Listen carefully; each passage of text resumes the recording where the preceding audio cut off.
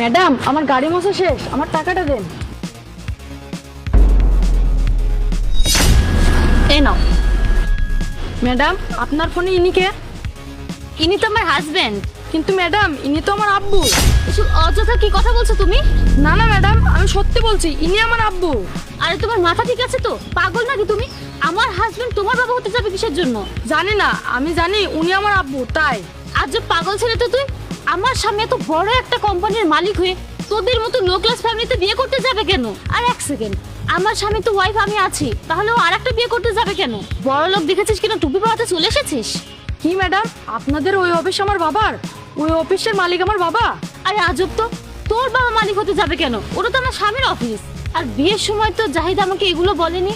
আর আমি যতদূর জানি জাহিদের আগের কোনো বউ বাচ্চা নেই। আর জাহিদ তো আমাকে কখনোই মিথ্যা কথা বলবে না। ম্যাডাম, আমি তো কিছু বলতে পারবো না, সেজন্য মনে হয় বাবা 1 বছর ধরে বাড়িতে দেয় না, আমাদের সাথে ঠিক মতো যোগাযোগও করে না। এজন্যই আমাদের বাড়ির অবস্থা এত খারাপ, আর আমাকে এই বয়সে কাজ করতে হয়। আর তোরা কি বড়লোক দেখলে ঠিক থাকতে পারিস না? লোভে কি জিব্বা লক লক করে? আত্মীয়তার সম্পর্ক বানিয়ে টাকা নিতে চলে এসেছিস? আচ্ছা, আমি মানছি যে ইনি তোর বাবা। আচ্ছা, তুই এনার নাম বল তো। কি হলো, চুপ করে আছিস কেন, বল। ম্যাডাম, ইনার নাম জাহিদ, আর আমি ওনার ছেলে নীরব। কিন্তু ম্যাডাম, আমি বুঝতে পারছি না এসব কি হচ্ছে। বাবা আমাকে আর আমার আম্মুকে ঠকিয়ে এখানে এসে আবার বিয়ে করেছে। আচ্ছা ঠিক আছে, তুমি একটা কাজ করো, তুমি আমার সঙ্গে আমার বাড়িতে চলো, ওঠো।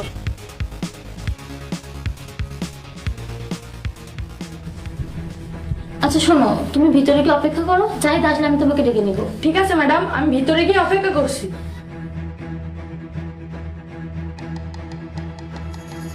আমি একটা জিনিস বুঝতে পারছি না, এই ছেলে এতগুলো কথা বলছে কিভাবে? সবটাই কি বানিয়ে বানিয়ে বলছে? না, সবটা মিথ্যে এত জোর দিয়ে বলছে কিভাবে? আজকে রহস্যটা বের করতেই হবে।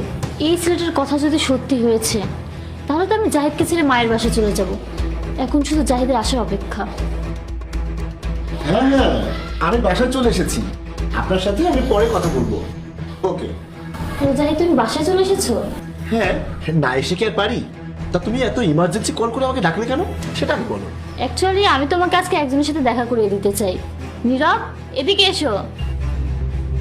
বাবা, দেখো তো জাহিদ, ওকে চেনো নাকি? ব্যাপার, নীরব এখানে? ওকে দেখে কি তোমার কিছু মনে পড়ছে, নাকি আমি মনে করিয়ে দিব? আসলে আমি তোমাকে বলতে যাচ্ছিলাম। তুমি আমাকে কি বলতে যাচ্ছিলে? হ্যাঁ, আর তুমি আমাকে কি বা বলবে? আমাদের বিয়ের 1টা বছর হয়ে গেছে, আজকে শুনছি তোমার আরো একটা ছেলে আছে, তার মানে তোমার আরো একটা বউ আছে। আচ্ছা, তুমি আমাকে কেন ঠকালে? আমাকে ঠকানোর অধিকার কে দিয়েছে তোমাকে? আর এই ছেলেটা রাস্তায় রাস্তায় ভিখারির মতো কাজ করে বেড়াচ্ছিল। ভাগ্যিস আজকে আমার গাড়ি মোছার সময় আমি যখন ওকে টাকা দিতে যাই, তখন ও